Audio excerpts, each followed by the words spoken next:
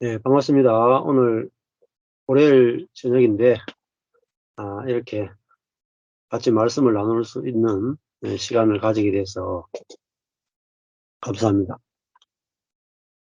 오늘 잠언 말씀 25장 말씀인데요. 같이 한번 살펴보겠습니다. 잠언 25장 8절부터 끝절까지 한번 살펴보도록 하겠습니다. 잠언 25장 8절, 너는 급거이 나가서 다투지 말라. 마침내 내가 이웃에게 욕을 보게 될 때에 내가 어찌할 줄을 알지 못할까 두려우니라. 이렇게 말씀있습니다.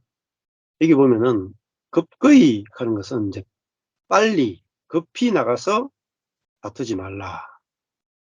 예, 이 사람에게 이제 가장 근원적인 그 죄가 뭐냐 하면은 선악과를 먹은 것이죠.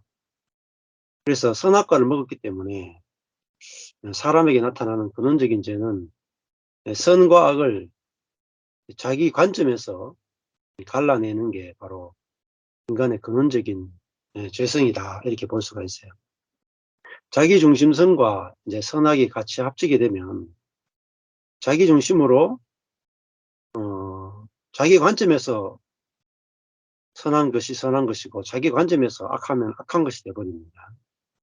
그러면 이것은 도저히 고칠 수가 없게 되죠. 왜냐하면 내가 보기에 선하고 내가 보기에 악하기 때문에, 자기 눈에 보이는 것이기 때문에 옳다라고 믿을 수밖에 없고, 그러다 보니까 사람 각자가 자기 보기에 선한 대로 행동을 하게 되어 있습니다. 그 사사기를 보면 각자 자기가 보기에 선한 대로 행하였더라. 이게 사사기의 핵심되는 구절 말씀입니다. 그런데 사람들은 각자 자기가 보기에 선한 대로 행했더라. 그런데 이제 사사시대는 암흑시대라고 부릅니다. 400년 동안 영적인 암흑기인데, 그들이 각자 자기가 보기에 악한 대로 행하였더라가 아니라 자기가 보기에 선한 대로 행하였더라, 이렇게 되어 있습니다. 그러니까 우리는 왜 다투게 되는가, 왜 싸우게 되는가, 왜 관계가 단절되는가, 왜 인간사가 문제가 많이 생기는가. 각자 자기가 보기에 이제 악하게 행하였더라, 이것도 사람을 분열시키지만 각자 자기가 보기에 선한 대로 행하는 것도 사람 사이를 분열시킨다 하는 것입니다. 자, 이걸 아는 게 너무너무 중요합니다. 각자가 보기에 선한 대로, 좋은 대로, 아름다운 대로, 분명히 좋은 대로 했는데 분열이 된단 말입니다. 그것은 사람의 마음이 하나님처럼 되어서 자기가 하나님의 자리에서 자기가 재판장 노릇을 한단 말입니다. 그래서 이 천연적인 사람은 빠르게 다투게 되어 있습니다. 빠르게 판단하게 되어 있고 빠르게 자기가 옳다 하고 남은 틀렸다 하게 되니까 아주 급하게 싸움이 일어나게 되죠.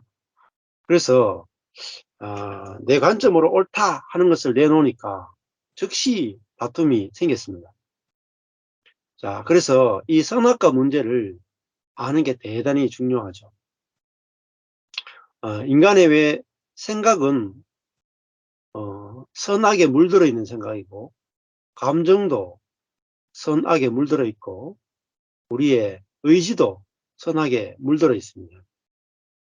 그래서 아주 이거는 빛의 속도로 사람은 자기 관점에서 자기가 하나님 된 자리에서 모든 것을 이게 옳은데, 내가 옳은데, 저쪽은 틀렸는데, 이렇게 빛의 속도로 판단하게 되어 있습니다. 그런데 그 판단이 올라왔을 때 급히 나가서 그 판단대로 생각한 것을 말하거나 행동을 하게 되면 반드시 다툼이 일어나게 되는 것입니다.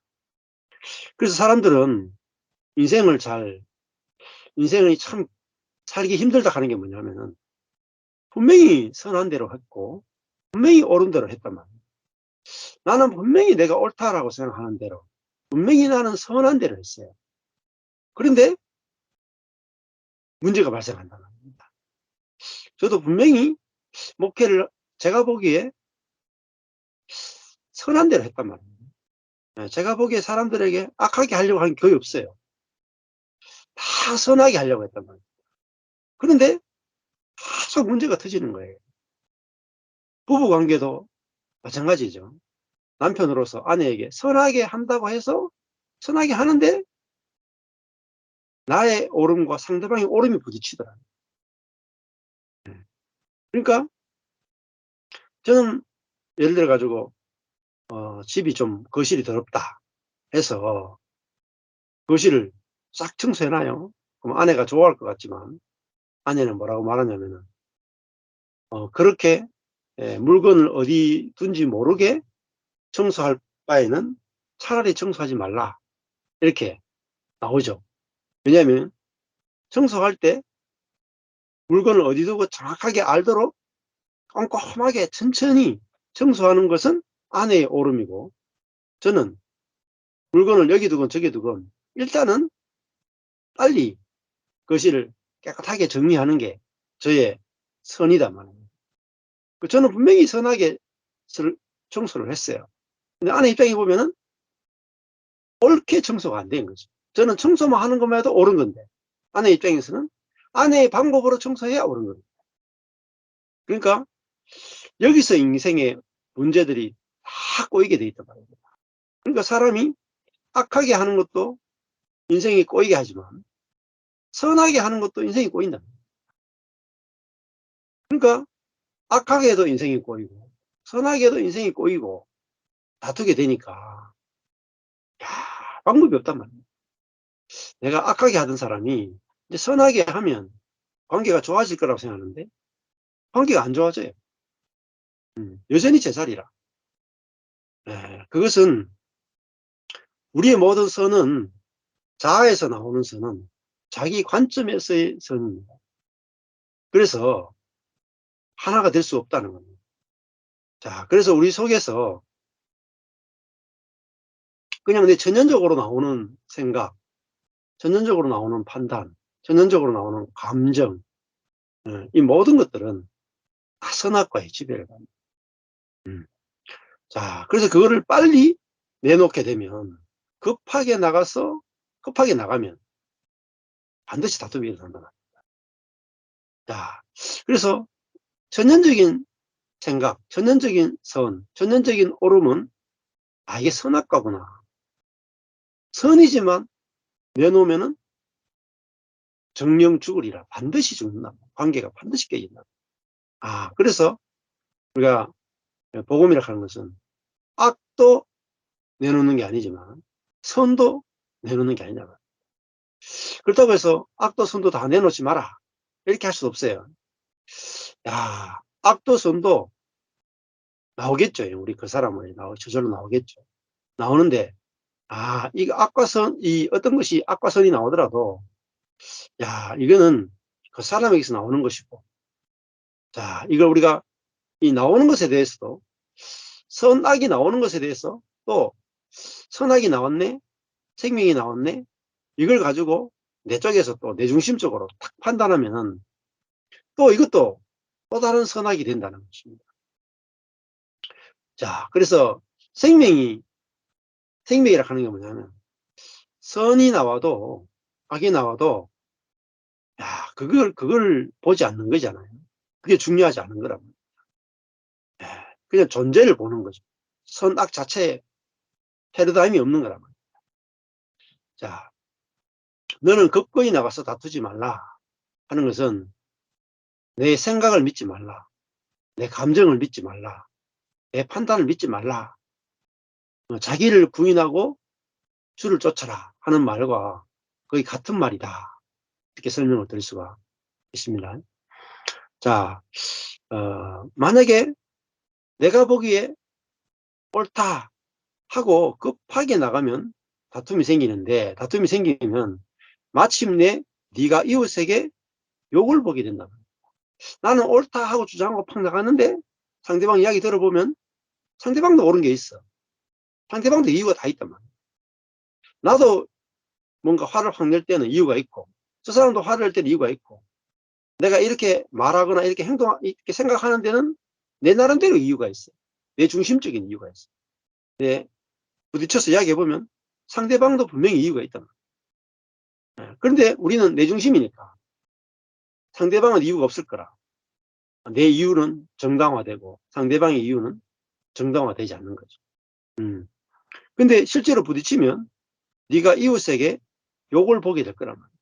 내가 옳다라고 밀어붙였는데, 내가 옳다고 했는데 상대방은 더 옳은 이유가 있을 수 있다. 근데 그게 안 보인단 말이야. 네가 이웃에게 욕을 보게 될 때에 네가 어찌할 줄을 알지 못할까 두려우니라. 진짜 이유를 알면 내가 틀릴 수도 있단 말이야. 예를 들어 가지고 뭐 시어머니가 시어머니가 내한테 굉장히 시집살이를 시킨다. 그래서 나는 시어머니가 너무 밉단 말이야. 그래서 우리 시어머니는 너무 자기중심적이고 며느리를 시집살이 시키는 아주 나쁜 그런 시어머니로 내가 생각하고 판단했단 말이야. 그런데 우리 그 시어머니하고 다 탔는데 나중에 그 시어머니가 이야기를 쭉 들어보면 그 시어머니는 그 위에 있는 시어머니로부터 내가 받는 것보다 한 10배는 더 악한 시어머니와 살았던 이야기를 분명히 하게 될 겁니다. 그러니까 딱 들어보면은 그래도 내 위에 있는 이 시어머니는 자기가 당한 것에 10분의 1로 줄여가지고 10%만 했을 뿐이다는 거예요. 그걸 듣게 되면 내 생각이 틀렸네 할 수가 있단 말입니다. 사실은 우리가 모든 상황들을 다 볼 수가 없어요. 왜? 우리는 내 중심적으로 내 관점에서만 보이기 때문에. 그래서 두 사람 이야기를 다 들어보면 이유가 다 있어요. 어떤 사람이 그렇게 행동하는 데는 다 원인이 있고 상처받은 게 있고 다 이유가 있습니다. 절대로 이유가 없는 게 없어요.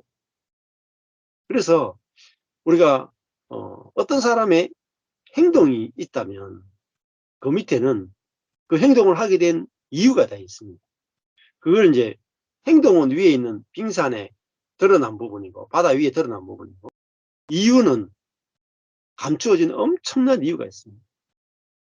그래서 사람은 이 심리학적으로 보면은 이제 의식의 세계와 무의식의 세계, 의식으로 드러나는 부분은 그 밑에 알 수 없는 엄청난 상처, 무의식의 무의식이 의식을 지배하고 있다. 그래서 인간은 무의식에 지배당하는 참 불쌍한 존재다. 이렇게 이제 심리학은 이야기한단 말입니다. 성경은 인간이 하는 모든 행동과 생각과 감정과 의지는 다 밑바닥에 있는 그런 죄의 지배를 받아서 죄에 노예된 상태로 끌려가고 있는 거다. 이렇게 설명을 하잖아요. 그래서 우리가 극성이 나가서 다툰다는 것은 그 밑바닥에 있는 걸 못 보고 겉으로 드러난 것만 가지고 사람들이 만나면 답이 없단 말이에요.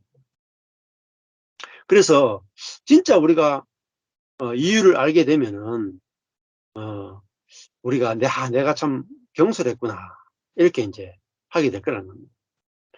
자, 9절에 보면은 너는 이웃과 다투거든 이렇게 돼 있죠. 8절에 너는 급하게 다투지 말라 이렇게 했고, 9절에 보면은 너는 이웃과 다투거든 변론만 하고, 예, 그죠? 예, 이웃과 다투거든 이웃과만 이야기하고, 남의 은밀한 일은 누설하지 말라. 예, 그러니까 그 사람하고 다투면 어쩔 수 없이 그 사람하고 다툴 수밖에 없죠. 근데 그 사람하고 다툰 거를 또 다른 데 가서 막 헛되지 말고 자기 사람은 자기 편을 만들기 위해서 자꾸 여기저기 이야기하게 된단 말입니다.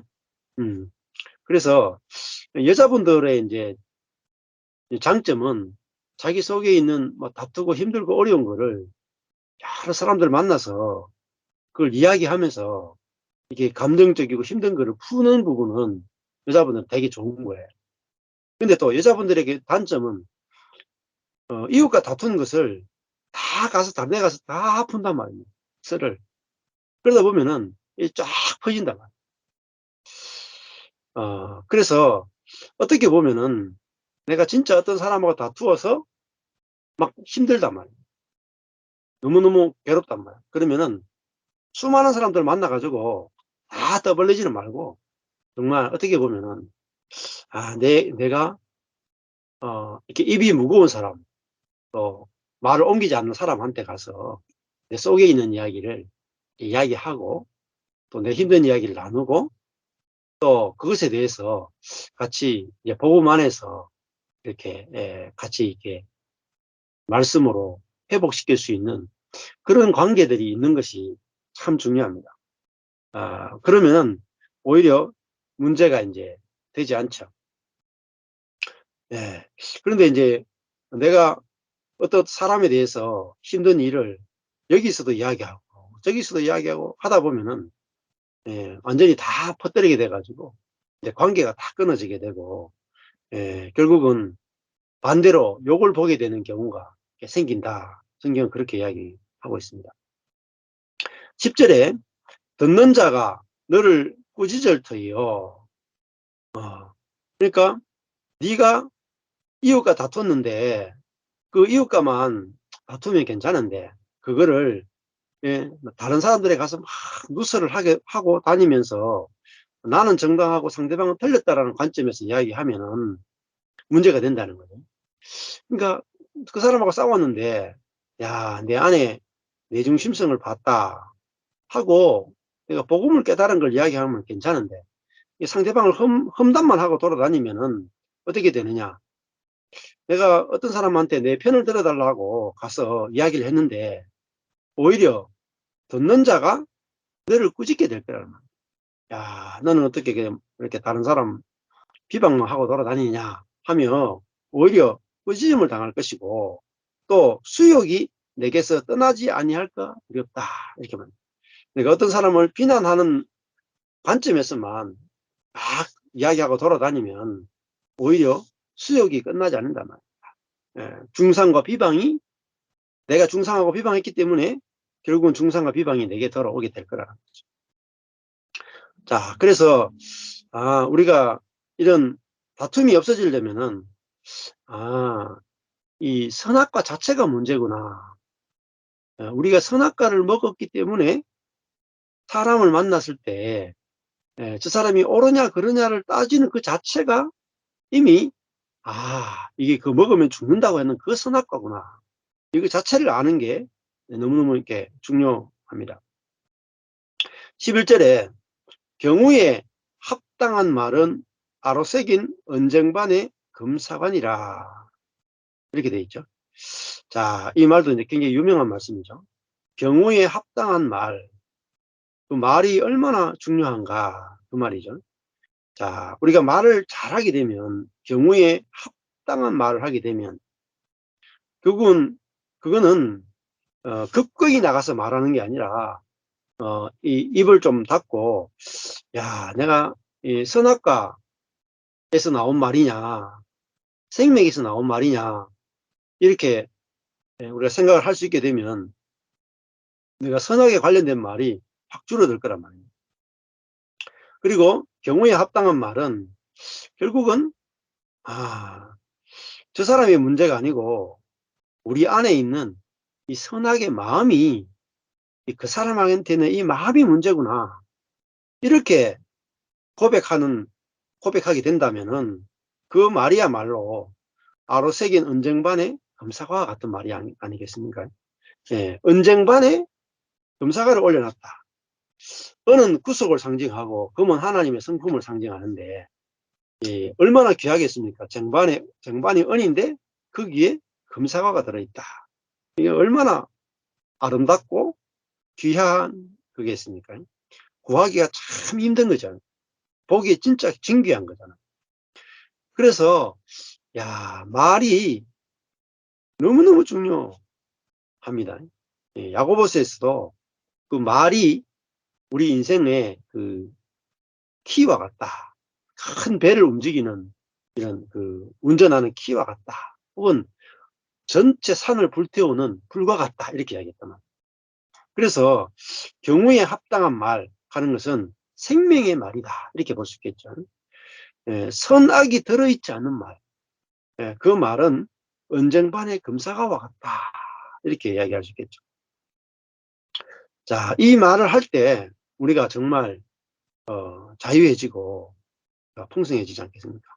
12절에 슬기로운 자의 책망, 지혜로운 자의 징계, 지혜로운 자의 판단은 청종하는 귀에 금고리와 정금장식이니라. 이렇게 되어 있죠. 여기 보면은 두 개가 이제 딱 그 연결돼야 되죠. 슬기로운 책망, 지혜로운 말, 지혜로운 책망 있는데 지혜로운 책망, 그것은 뭐가 있어야 되냐면은 청종하는 귀가 있어야 돼요. 듣는 귀가 있어야 돼요. 사람이 책망을 안 들으려고 하잖아요. 또 정말 하나님의 말씀, 지혜로운 판단, 지혜로운 말은 사람들이 다 들을 귀가 잘 없단 말이에요. 그런데 우리가 정말 마음이 가난해지면은 그 지혜로운 말씀을 내가 다 받아들이게 된다는 거예요. 그러면은 슬기로운 그 지혜로운 책망은 청종하는 귀가 있을 때 그게 뭐가 되냐면은 금고리와 정금 장식이다. 요 귀에 보면은 여자들의 귀에 금고리가 있고 정금으로 만든 금고리, 귀걸이가 딱 달리면 그 여인이 얼마나 더 이뻐 보이겠습니까? 그래서 이 청정화는 들을 수 있는 귀가 얼마나 중요한가. 그래서 들을 수 있는 귀는 그 말씀을 잘 듣게 되면 그 귀걸이에 정금 장식이 달릴 정도로 너무너무 귀하고 아름답단 말이에요. 그래서 이 귀가 이제 열리는 게 너무너무 중요하고 말씀을 잘 들을 수 있는 귀가 진짜 복된 귀라고 할 수가 있습니다. 자, 그래서 저도 제가 전하는 이 말씀이 결코 뭐 쉬운 말씀이 아니거든요.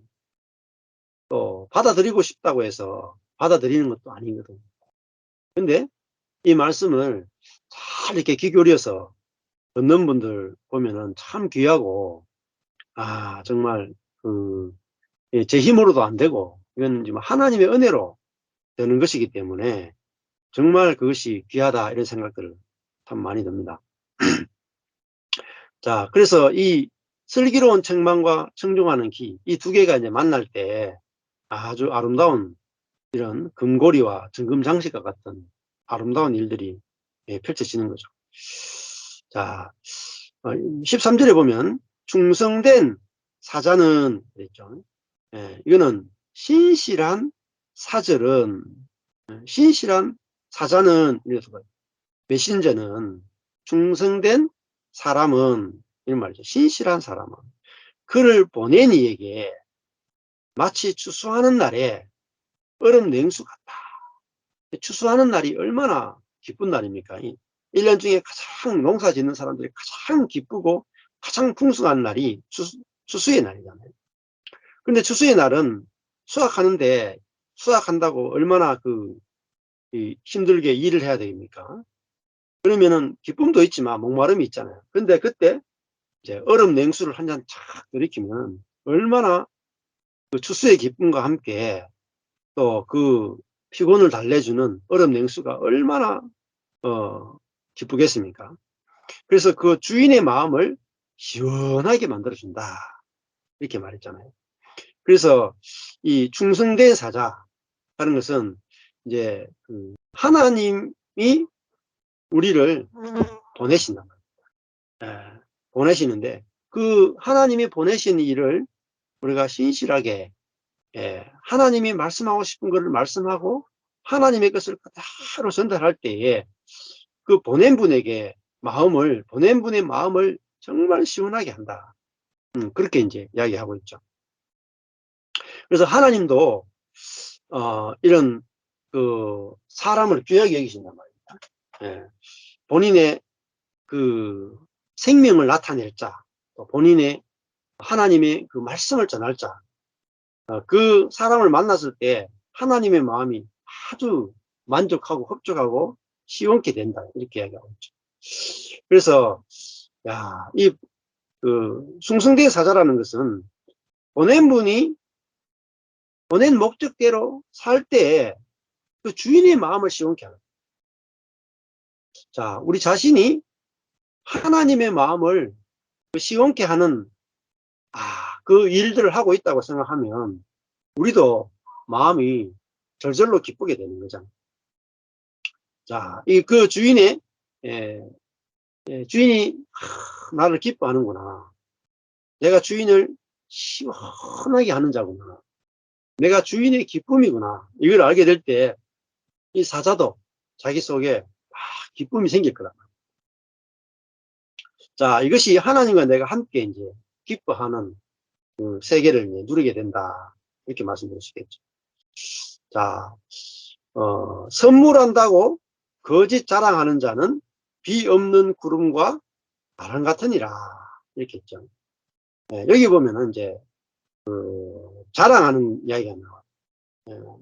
선물한다고 속이는 자랑하는 자는 비가 없는 구름과 비가 없는 바람과 같다. 그러니까 구름이 막 오는데 비가 없으면 얼마나 허탄하겠습니까? 바람이 부는데 거기에 비가 없으면 곡식이 전혀 자랄 수 없고 아무런 의미 없고 오히려 바람이 와서 그 땅을 말리기나 더 하겠습니까? 그러니까 선물한다고 거짓 자랑하는 자는 비 없는 구름과 바람 같다. 비는 뭐겠습니까? 결국은 선물이 아니겠습니까? 은혜잖아요, 은혜.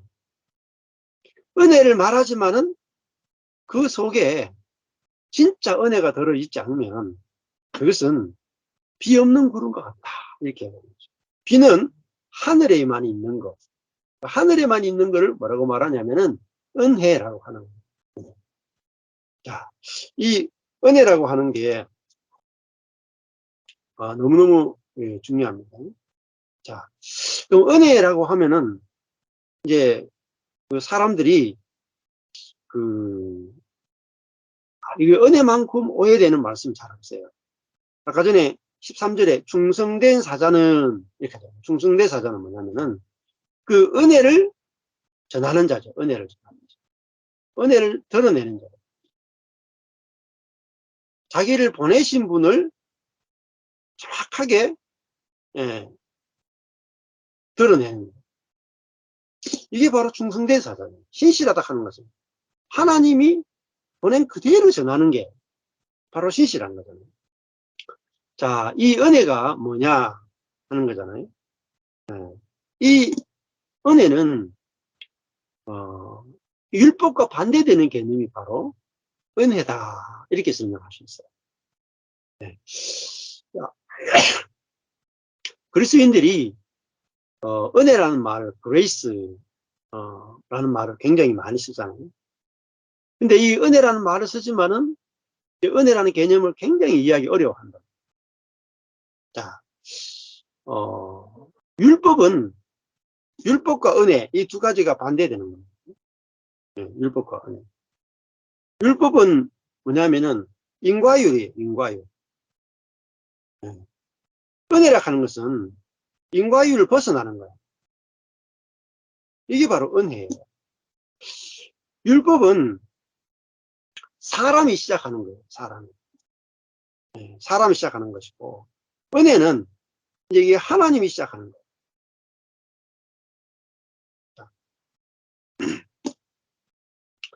거예요. 이 두 차이가 사실은 이해하기가 참 쉽지 않아요. 그리스도인들도 하나님 이렇게 생각할 때 은혜의 하나님보다는 율법의 하나님을 더 많이 믿고 있단 말이에요. 율법의 하나님은 내가 뭘 해야지 거기에 대해서 보상하시는 하나님으로 생각을 합니다. 그래서 하나님을 생각할 때 기독교인들도 대부분 상선 벌악의 하나님으로 알고 있다. 상선 벌악. 이거는 유교도 그렇고 불교도 그렇고 윤리도 그렇고 다 상선 벌악이에요. 선에 대해서는 상선, 선에 대해서는 상을 주고 벌악, 악에 대해서는 벌을 주는 거예요. 그러니까 상선 벌악. 이건 율법이죠. 그러면은 어떤 사람이 상을 받았단 말이에요. 그러면 그 사람이 왜 상을 받았겠느냐? 분명히 뭔가 선을 행했기 때문에 받았다 이렇게 생각합니다. 벌악, 그죠? 왜 벌을 받느냐? 분명히 악을 행했기 때문에 벌을 받는다 이렇게 생각합니다. 그래서 요한복음에도 보면은 남에서 소경된 자가 있잖아요. 그래서 유대인들은 이렇게 생각했단 말이에요. 저 사람의 죄 때문에 소경이 됐습니까? 부모의 죄 때문에 소경이 됐습니까? 원인이 무엇입니까? 분명히 소경이 됐다면 죄 때문에 소경이 되었을 것입니다. 그렇게 인과율을 가지고 따졌잖아요. 그러니까 소경은 분명히 저주는 벌은 악을 저질렀기 때문에 왔다 이렇게 생각하는 거예요. 그래서 가난한 자나 죄인이나 이런 사람들은 당연히 악을 했기 때문에 하나님께 벌 받는다고 생각했다. 근데 잘 사는 사람이나 부유한 사람이나 이런 사람들은 내가 선을 행했기 때문에 상을 받았다 이렇게 생각했다. 이게 뭐냐면은 율법주의적인 관점이다 이렇게 설명될 수 있겠죠. 자, 이 율법적인 하나님을 사람들은 전하기를 굉장히 좋아합니다. 욥기서를 보면은 욥기서가 이런 내용이에요.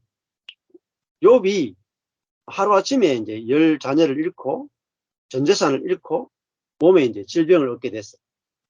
그랬을 때 욥의 친구들이 와서 욥에게 여러 가지 이야기를 하게 돼요. 이 욥의 친구 3명이 와서 하는 말이 딱 그거예요. 욥이 왜 저주를 받았는가? 왜 욥이 망했는가? 그것은 분명히 벌을 받았다는 것은 욥이 악을 행했기 때문이다. 이 관점에서 계속해서 욥에게 이야기합니다. 네가 벌을 받은 것은 분명히 악이기 때문이다. 자, 그러면은 벌을 상으로 바꾸려면 어떻게 됩니까? 악을 회개하고 선을 행하면 다시 상을 받을 수 있죠. 상선이니까. 그래서 친구들은 네가 악을 회개하고 선을 행하면 상을 받을 수 있다. 그 이야기를 계속해서 욥을 하면서 욥을 괴롭혀요. 욥은 도저히 내게서 죄를 못 찾겠다. 내가 무슨 죄를 지어가지고 이런 벌을 받냐. 나는 거기에 절대 동의할 수 없다. 계속해서 그것이 욥기의 싸움이에요. 근데 나중에 가면 하나님이 욥의 친구들이 다 틀렸다고 해요.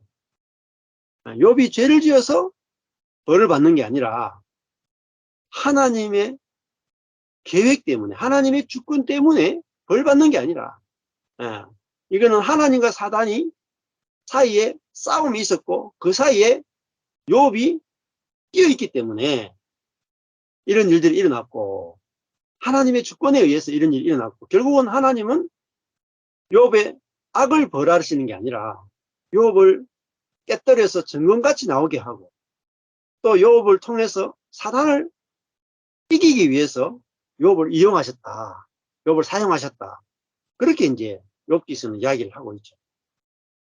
자, 우리가 충성된 사사 하는 것은 뭐냐면은 하나님과 하나님의 말씀과 하나님을 성경이 말하는 그대로 전달하는 자가 바로 충성된 사자잖아요. 그 사자는 하나님의 마음을 시원하게 만들어줍니다. 그런데 선물한다고 하는 것은 은혜를 이야기하면서 거짓 자랑하는 자 하는 것은 결국은 자기 자랑에 빠진 자다, 이렇게 이제 설명을 들을 수 있습니다. 자, 많은 분들이 하나님의 은혜를 이야기하면서 자기 자랑으로 빠져요. 그 중에 가장 큰 것이 뭐냐면은 신비적인 체험을 이야기해요. 야, 나는 어릴 때부터 뭐 하나님이 이런 꿈을 꾸게 했다, 또 나는 이런 환상을 봤다, 나는 하나님으로부터 이런 음성을 들었다, 그리고 나는 하나님으로부터 이런 응답을 받았다. 이런 하나님으로부터 응답받은 거, 하나님의 음성을 들은 거, 신비적인 체험을 한 거, 또 내가 누구에게 안수했더니 병든 자가 나았다, 기적이 일어났던 걸 이야기하는 거예요. 이거 전부 다 하나님의 은혜를 이야기하는 거예요. 하나님이 은혜로 기적을 일으키셨다, 하나님의 은혜로 기도 응답해 주셨다, 하나님의 은혜로 환상을 보게 해주셨다, 하나님의 은혜로 병든 자를 낫게 해주셨다. 전부 다 하나님의 은혜를 이야기한다. 근데 그거는 하나님의 은혜를 이야기하는 게 아니고 자기 자랑하는 거예요. 사도 바울은 서신서를 읽어보면은 이 기적이 일어난 거, 환상을 본 거, 병든 자를 고친 거, 이런 거를 일절을 이야기 안 합니다. 왜 그러냐면 그 이야기를 하게 되면 하나님을 자랑하는 것도 되지만은 동시에 자기 자랑이 되기 때문에 사도 바울은 고린도전서에 가면은 자기를 통해서 나타났던 기적은 이야기하지 않고 자기가 얼마나 약하고 두려워하고 힘이 떨었는지를 이야기해요. 그게 뭐냐? 그게 은혜라고 하는 거예요. 은혜라고 하는 것은 우리의 약함을 이야기하고 하나님의 조건 없는 축복과 은혜를 이야기하는 게 바로 은혜란 말이에요. 자, 그래서 16절에 가보면 그렇게 나와요. 16절에 가보면 너는 꿀을 만나거든 조카리만큼만 먹어라, 과식함으로 토할까 두려우니라, 이렇게 했죠. 너는 꿀을 만나거든 했잖아요. 자, 이게 이제 중요한데, 성경을 이렇게 해석할 때에 제가 성경을 그 한 절만 보든지 앞뒤의 절만 보면 안 되고 성경 전체적으로 쭉 읽어 나가면서 문맥을 보거나 혹은 성경 한 권 전체를 다 보거나 아니면 성경 66권 전체를 다 보는 게 필요하다, 이렇게 말씀을 드렸어요. 여기 16절에 보면 너는 꿀을 만나거든 조카리만큼 먹어라, 과식함으로 토할까 두렵다 할 때 이 꿀이 무슨 뜻일까 굉장히 어려워요. 그런데 그 밑에 쭉 읽어 나가 보면 답이 나온다고요.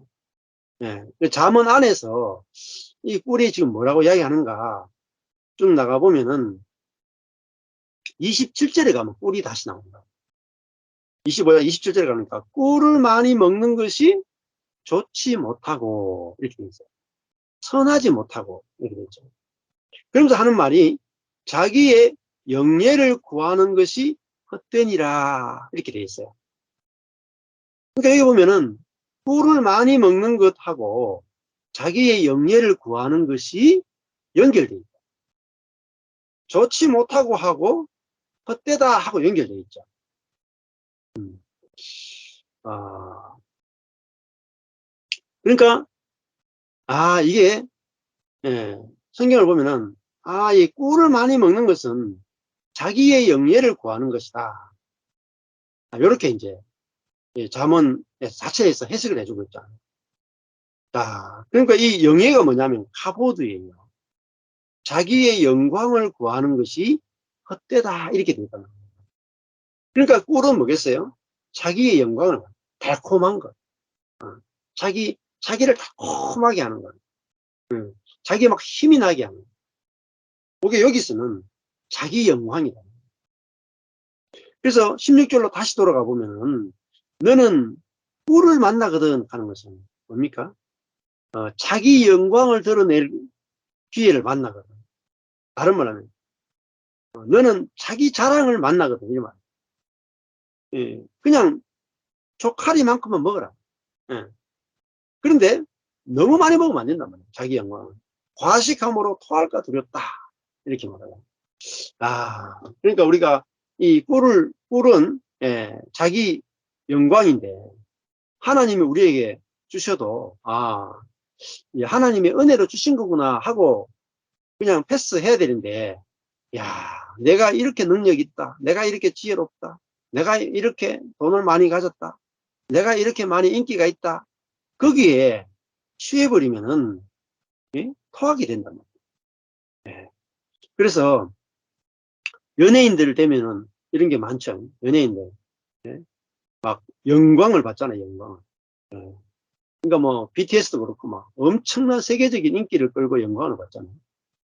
근데 뭐 손흥민 선수도 막 우리나라에서 막 어마어마하죠. 영국에서도 지금 어마어마한 인기를 끌고 영광이 대단하죠. 그런데 이제 손흥민 선수가 그 칭찬을 받는 것 중에 하나가 뭐냐면 겸손하다. 그렇게 영광을 얻는데 프리미어리그에서 작년에 그 다득점 최고 많은 골을 넣는 공동 수상자였잖아요. 그 정도로 능력이 있는데 손흥민이가 자기가 하는 말이 운이 좋았다 이렇게 하죠. 항상. 이번에도 주일날 새벽에 후반전에 나가서 해트트릭 3골을 넣었잖아요. 근데 이제 물어보는 친구들이 2명이 젊은 친구들이 나와서 손흥민한테 후반전에 3골 넣었는데 뭐 좀 이야기할 게 없습니까 하니까 내가 참 운이 좋았습니다 이렇게 얘기해요. 굿 럭. 아주 럭키했다 이렇게. 그 말 나는 운이 좋았다 이런 말 하면은 거기에 이제 영국 이렇게 아나운서 2명이 탁 하는 말이에요. 그게 운이 좋아서 들어갔느냐 당신의 실력으로 들어갔지 이렇게 얘기한다. 보통 선수들은 운이 좋았다는 말 안 해요. 운이 좋았다 하는 게 뭐냐면 이게 하나님의 은혜다 이런 표현이잖아요. 손흥민이가 기도하잖아요. 이게 하나님의 은혜로 들어갔습니다 이런 말이겠죠. 근데 이제 영국 아나운서는 당신이 실력으로 들어갔잖아 이렇게 하는데 그러면서도 되게 좋아한다고 손흥민이. 왜냐하면 세계적인 월드 클래스 선수 가운데 손흥민만큼 겸손한 친구가 없어요. 그러니까 꿀을 만났는데 그냥 약간 배부른 만큼만 먹고 과식하지 않는 거예요. 자기가 언제든지 폼이 떨어질 수 있다고 생각하고 원점의 자리에서 늘 연습을 게을리지 하지 않잖아요. 그러니까 자기가 가지고 있는 것도 언제든지 없어질 수 있다고 생각하기 때문에 아주 성실하게 연습 벌레로 그렇게 살아가는 것들을 보게 되죠. 그러니까 그 영광에 취하지 않는단 말입니다. 근데 손흥민하고 아주 가까운 친구 뭐 알리인가 그 친구 있잖아요. 뭐 영국에서도 막 축구 천재로 통했는데 손흥민하고 완전 절친인데 너무너무 축구를 잘하다가 그냥 영광에 취해가지고 여자들하고 놀아나고 막 하여튼 연습 제대로 안 하고 하다가 지금 완전히 그냥 몰락해가지고 지금은 저 2부 리그까지 떨어진 친구가 그 친구 진짜 축구 너무너무 잘했거든. 손흥민이보다 막 더 잘할 정도로 대단한 친구였는데 지금은 2부 리그까지 떨어졌죠. 그죠? 근데 그 인간이 가장 좋아하는 게 뭐냐? 영광이죠, 영광. 선악과를 먹은 목적이 하나님처럼 되고 싶은 거잖아요. 그 말은 영광스러운 존재가 되고 싶다. 그래서 근데 영광스러운 존재가 되는 길은 십자가를 통해서 되는 거랍니다. 먼지에다가 생기를 불어넣는 것만이 영광을 얻는 일이에요. 먼지가 있어야 거기에 생기가 들어갈 때 그 생기가 드러나는 거예요. 먼지가 드러나는 게 아니라. 이게 중요한 거예요. 우리는 영원히 먼지로 시작해서 먼지란 말입니다. 그런데 우리 안에 있는 그 하나님의 생명이 영광스러운 거다. 자, 그럴 때 우리는 영광에 취하지 않게 되죠. 다윗도 왕이 돼서 영광에 취할 때 결국은 넘어지게 됐잖아요. 그래서 사람이 제일 중요한 게 사람은 피조물이구나. 이걸 아는 게 지혜란 말이에요. 그래서 이 잠언에서 말하는 지혜도 여호와를 경외하는 것, 이게 지혜다. 여기서 떠나면 죽는다. 이야기를 계속 하는 거예요. 그래서 잠언 27장 1절에 보면은 또 못을 탁 박아요. 잠언 27장 1절에 보면은 너는 내일 일을 자랑하지 말라. 하루 동안에 무슨 일이 일어날지 네가 알 수 없다. 너는 이런 존재다. 인간은 내일 일을 자랑할 수 없는 존재고 하루 동안에 무슨 일이 일어날지도 모르는 존재가 자랑할 게 어디 있냐. 영광이 어디 있냐. 영광은 그런 우리를, 그죠? 충성된 사자로 하나님의 생명을 나타낼 자로 써주시는 그 하나님의 영광스러운 거잖아요. 자, 이걸 알게 되면은 우리가 자존심 상하는 것도 이겨낼 수가 있고, 자존심 상하게 하는 사람을 만나도 우리는 원래 내가 아무것도 아니었지 하면은 마음이 금방 풀어진다. 그래서 우리가 인생에서 힘든 게 그 자존심 때문에 힘들잖아요. 자존심. 그 자존심 상해가지고 관계도 틀어지고 계속 힘든데, 그거는 우리가 꿀을 너무 많이 먹었기 때문에. 아담과 하와가 선악과 그게 꿀이란 말이에요. 자기를 높일 수 있는, 그걸 과식했기 때문에 결국은 문제가 생겼다. 17절에 보면은 너는 이웃집에 자주 다니지 말라. 그가 너를 싫어하며 미워할까 두렵다. 그 이웃집에 자주 가는 것은 결국은 사람들에게 인기를 얻으려고 하고 사람들에게 잘 보이려고 하고 막 그 사람으로 채우려고 막 돌아다니죠.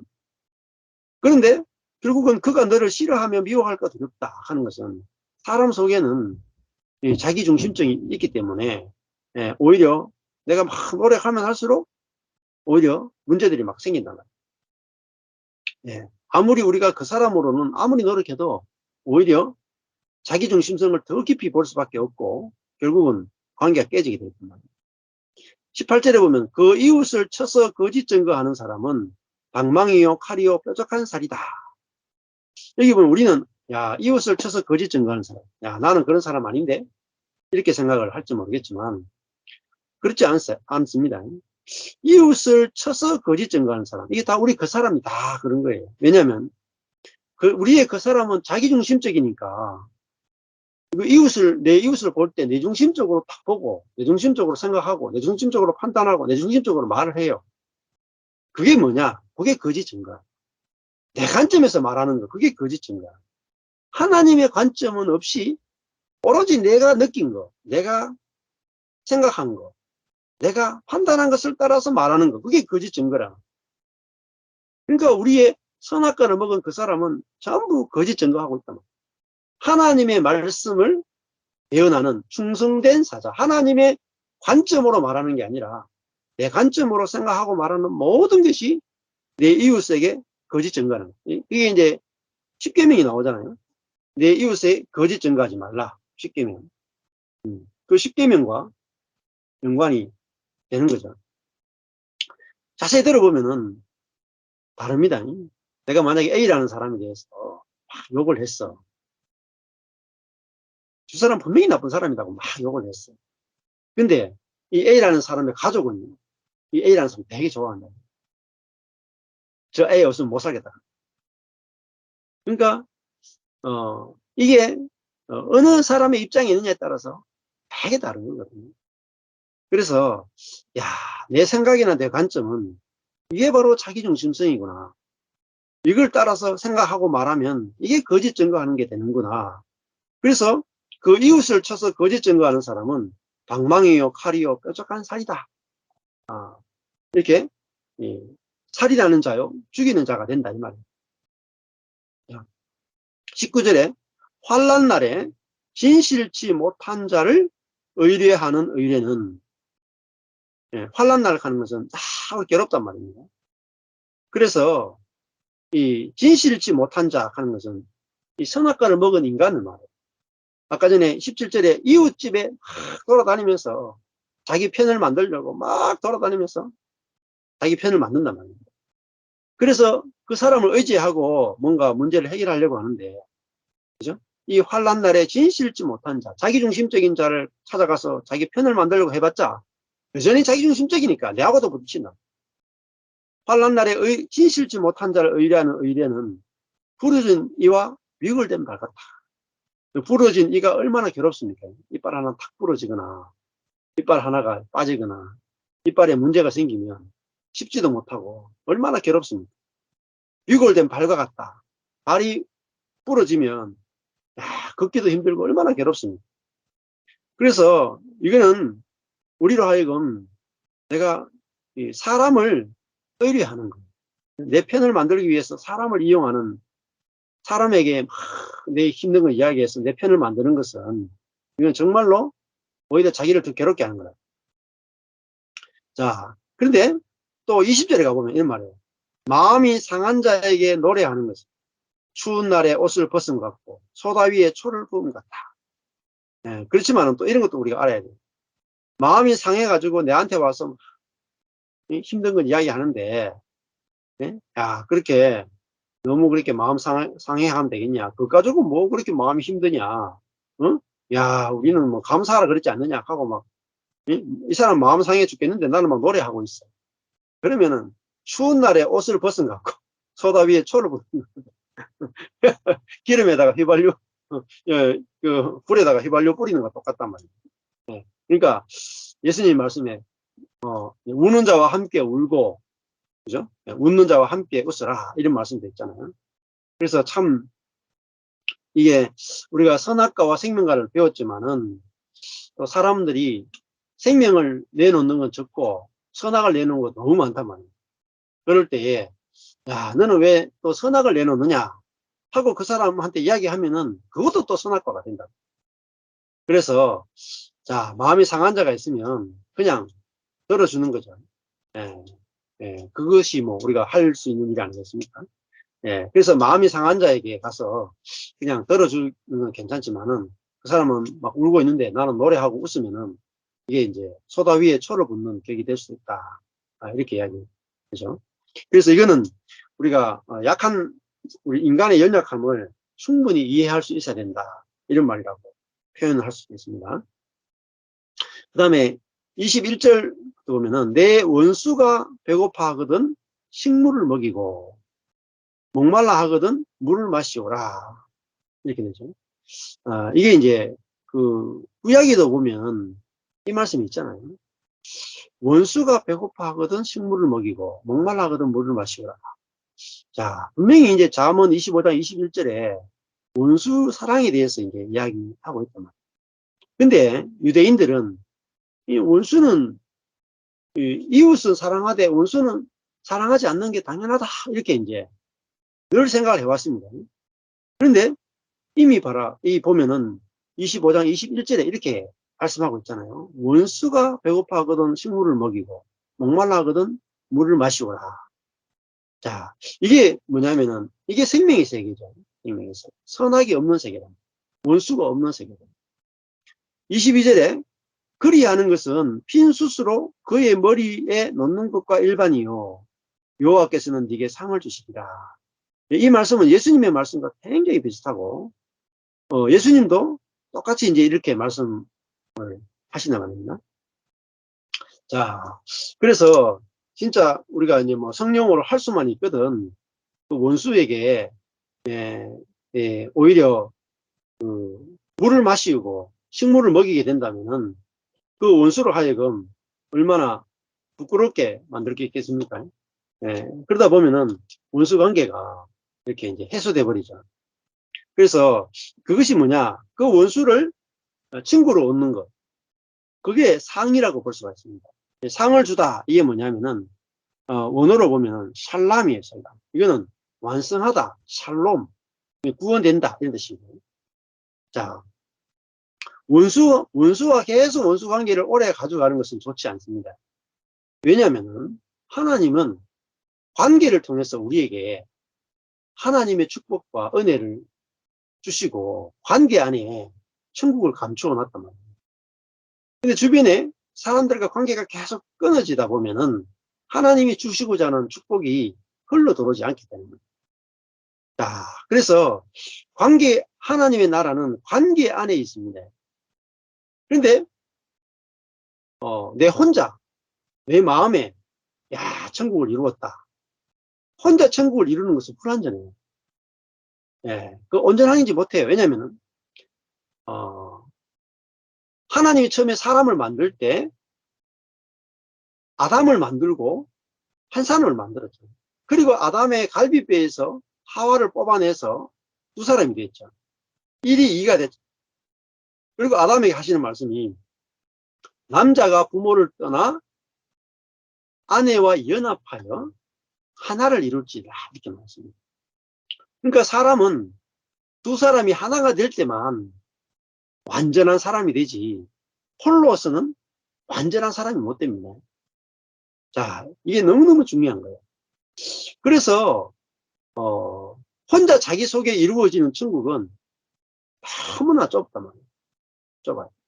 근데 만약에 전 세계에 한 200개 넘는 나라가 있는데 어떤 나라는 아주 섬 하나가 나라의 나라도 있단 말이에요. 작은 섬 하나가 나라의 나라. 그 나라는 자기 나라 해봤자 섬 하나이기 때문에 볼 수 있고 누릴 수 있는 게 너무너무 작단 말이에요. 근데 나라가 미국 같은 나라 같은 경우는 50개의 나라가 연합돼 있잖아요. 그러니까 일반 나라에 비하면 50배의 누림이 있단 말이에요. 미국도 가면 뉴욕하면 뉴욕주가 한국 전체 많아요. 그러니까 미국 사람이 되면 50배를 더 누립니다. 50배. 우리나라 사람보다. 마찬가지로 하나님의 나라는 너희 안에 있다 이렇게 말해요. 네 안에 있다도 맞지만 너희 안에 있다 이렇게 있다.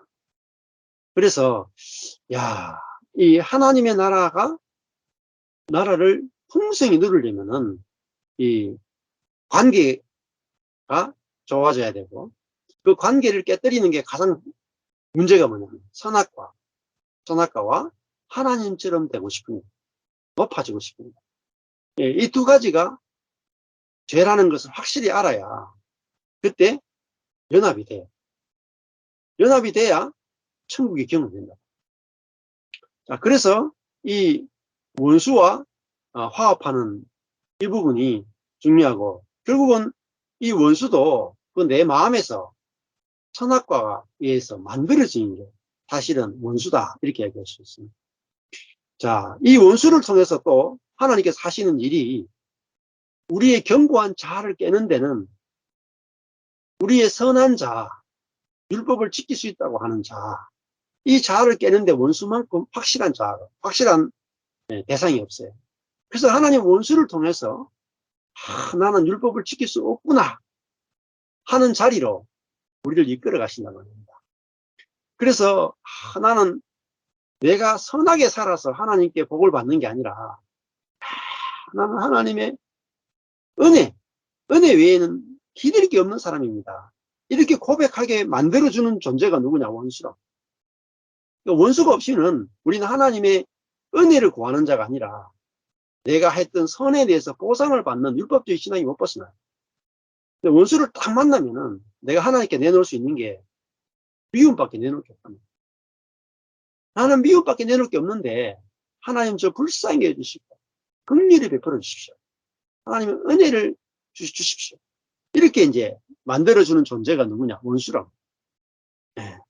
자, 그래서 그 원수가 정말로 나를 하나님의 은혜로 이끌어가는 장본인이기 때문에 이 원수를 만나면은 우리가 식물을 먹이고 물을 마시는 거기까지 갈 수 있단 말이에요.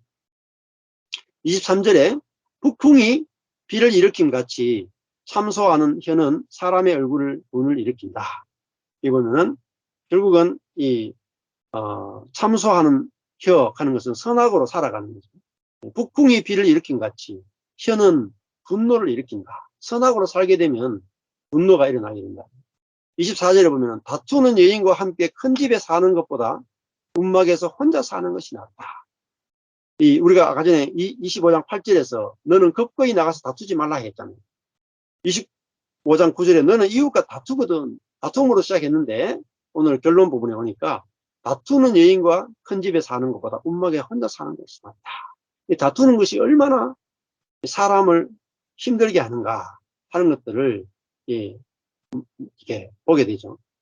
자, 그래서 우리가 화목하는 거, 이게 중요합니다. 그러니까 신앙의 마지막 결론은 뭐 영적인 그런 어마어마한 어떤 걸 하는 게 아니고 두 사람이 연합하는 거예요. 이게 신앙의 마지막 종착점입니다. 25절에 먼 땅에서 오는 좁은 기별은 목마른 사람에게 냉수 같다. 이렇게 말하죠. 아까 전에 25장 13절에 보면은 충성된 사자는 추수하는 날에 얼음 냉수 같다. 충성된 사자는 뭘 가져옵니까? 소식을 가져오죠. 먼 땅에서 오는 좋은 기별은 가는 것은 이거는 복음이야. 복음은 목마른 사람에게 냉수 같다. 그러니까 충성된 사자는 뭘 전하는 사람이냐? 복음을 전하는 사람이다. 26절에 의인이 악인 앞에 굴복하는 것은 우물의 흐려짐과 샘에 더러워짐 같다. 그러니까 의인이 결국은 하나님 앞에 하나님과 올바른 관계를 맺는 사람이 의인이잖아요. 악인은 하나님과 올바르지 못한 관계를 맺는 사람인데 이 의인과 악인이 뒤바뀌어 있단 말이에요. 뒤바뀌어 있기 때문에 우물의 흐려짐과 샘에 더러우니까 같다. 그러니까 우리가 이 땅에서 참 의인이 뭔지 악인이 뭔지가 잘 안 드러난다는 거예요. 악인은 결국은 선으로서 자기를 포장하는 사람이 악인이고요. 의인은 하나님 앞에 내놓을 것이 없는 사람이에요. 이게 바로 의인이다.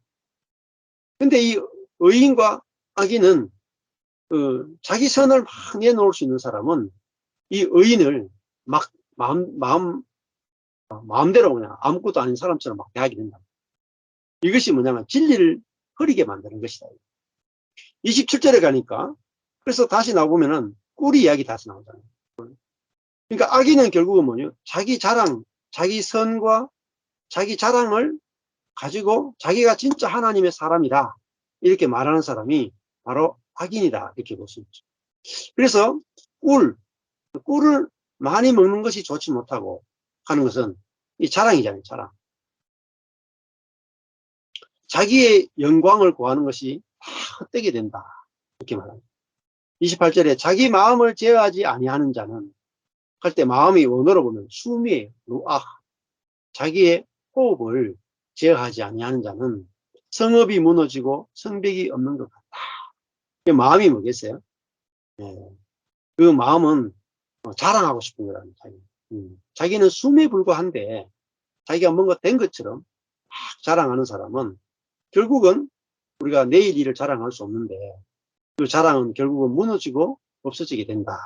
그렇게 이제 성경은 이야기할 수 있죠. 그래서 우리가 자랑할 수 있는 건 뭐겠습니까? 우리가 아무것도 아니다.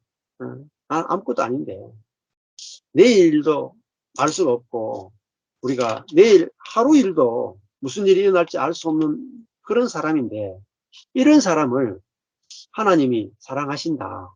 하나님이 귀하게 여기신다. 그것을 자랑하는 것이 우리의 영원한 자랑이 아니었습니까? 그래서 우리가 우리 자신을 자랑하고 높아지면 높아진 만큼 그 자리에서 또 다른 사람을 판단하게 됩니다. 근데 우리가 높아지지 않아야 남을 판단하지 않게 되고 남을 판단하지 않아야지 남과 다투지 않게 되고 남과 다투지 않아야 남과 화목하게 평화롭게 안식을 누리며 살 수 있게 되는 거죠. 그래서 우리가 이 꿀을 많이 먹는 거, 자기의 영광에 취하지 않는 내가 인생이 무엇인지 하나님 앞에서 우리가 정말 아무것도 아니다라는 그 자리에 있을 때 그게 왜 좋으냐? 선악이 안 나온다. 내가 아무것도 아니다. 그 자리에서는 선악이 끝나게 되고 하나님처럼 높아지는 게 끝난단 말이야. 거기서 다툼도 끝나고 거기서 샬롬이 이루어지는 것이라고 말씀드렸습니다. 네, 감사합니다. 여기까지 말씀 나누겠습니다.